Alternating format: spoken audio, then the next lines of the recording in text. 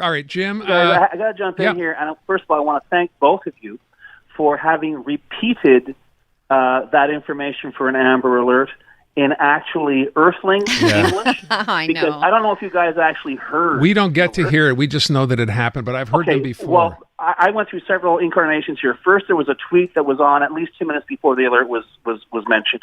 But secondly, even though, and you've discussed this on the show, you guys, we talked about AI and how the amazing things it can do. And you would think that, this is the Prime Minister talking or whatever.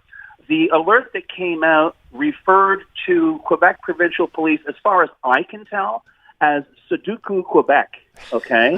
And the problem, it's like the same lady who gives me directions when I'm in, I'm in Quebec, and she just goes crazy with all the French names. Honestly, I understand the importance of Amber Alerts, but if they're that important, please, for God's sakes, do better. I agree. Like You're I said, so I've right. heard them before. They're hard to make out, but there you go. Thank you, Jim, for pointing that out. Let's start off by talking about Bill 96, because we're still talking about this. I don't know if you heard any of what happened earlier this afternoon on our first set of phone calls for the question of the day, but it's still very much an issue. And I'm going to be playing, I don't know if you happen to hear David Hertel this morning going on about the Liberals and Bill 96 and a variety of other things. Is there something today specifically you wanted to talk about in this? Well, what I want to talk about is, yes, we know that today a bunch of municipalities, including Côte Saint-Luc, launched a challenge to Bill 96 based on its intrusion into the daily, conduct of municipal business in terms of language documents and so on and so forth, services given. But what's really important here is, by my count, this is the 7th legal challenge to have been launched in Quebec by Bill 96. And what I'm noticing is that the usual suspects over at Québécois are basically saying, "Man, comment ça se fait, les Anglais se plaignent tout le temps, là. They're always complaining, those English. What's going on?" And I think even the announcement of these lawsuits is very, very important, because even if it's being derided in certain quarters of French media in Quebec, it is letting Francophone Quebec know what's going on, know the extent of how absolutely ridiculous Bill 96 is.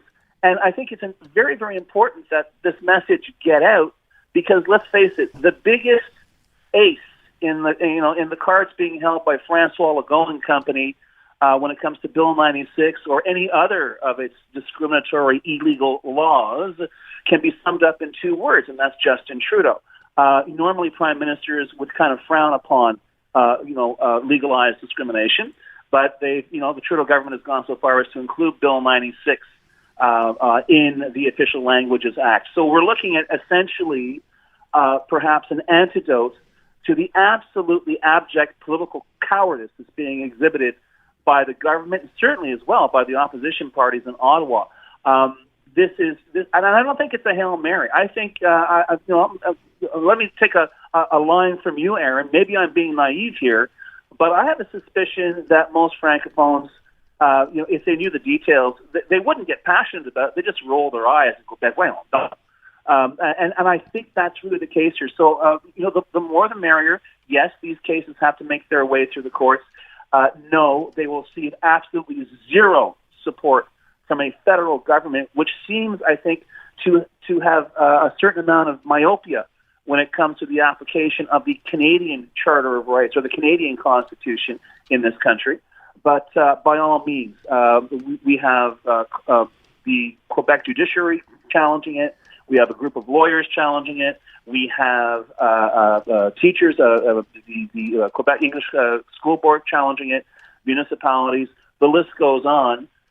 It's an absolutely indefensible law, and it is so indefensible that Simon Jolant Barrette, our Justice Minister, is trying to cut funding to the Chief Justice or the Court of Quebec, rather, because it too is challenging the invasion of Bill 96 into its jurisdiction.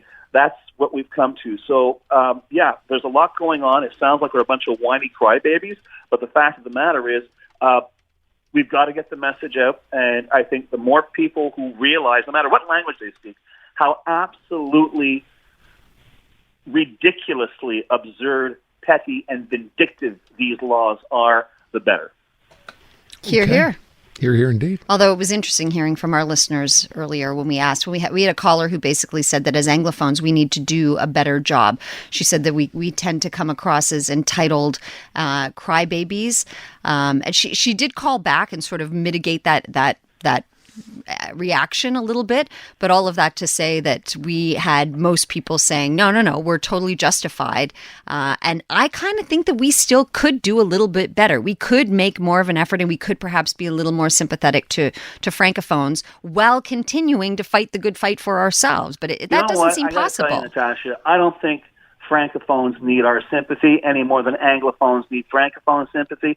I think what gets under my skin, and perhaps a lot of other people's skin, regardless of what language is, I don't like being pushed around by a bunch of punk, recycled, pay-kiss politicians whose only goal in life, okay, is to, as we say in these parts, semer les ennemis, okay?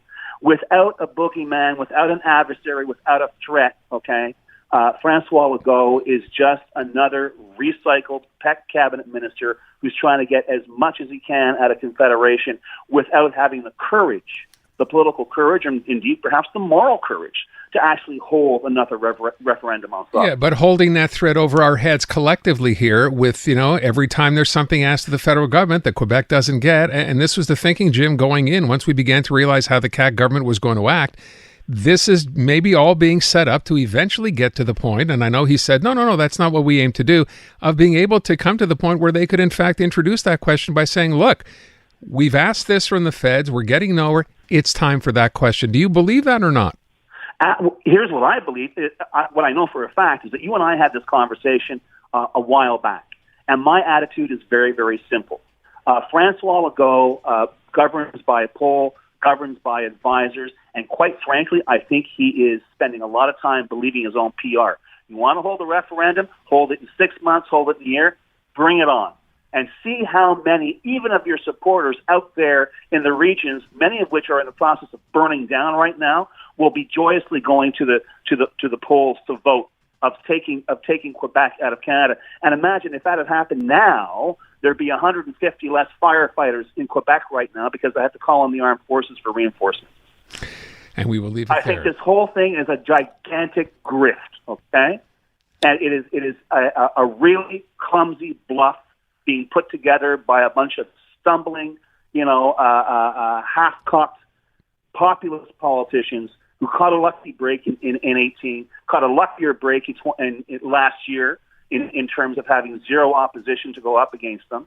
But the fact is, once the stuff becomes real, I'll clean it up for radio, and Quebecers realize what they've gotten themselves into, and they're slowly but surely doing so, yeah, go ahead, call your referendum, buddy. You'll make history. James Mennie at the Montreal Gazette. Thank you, Jim. Demain.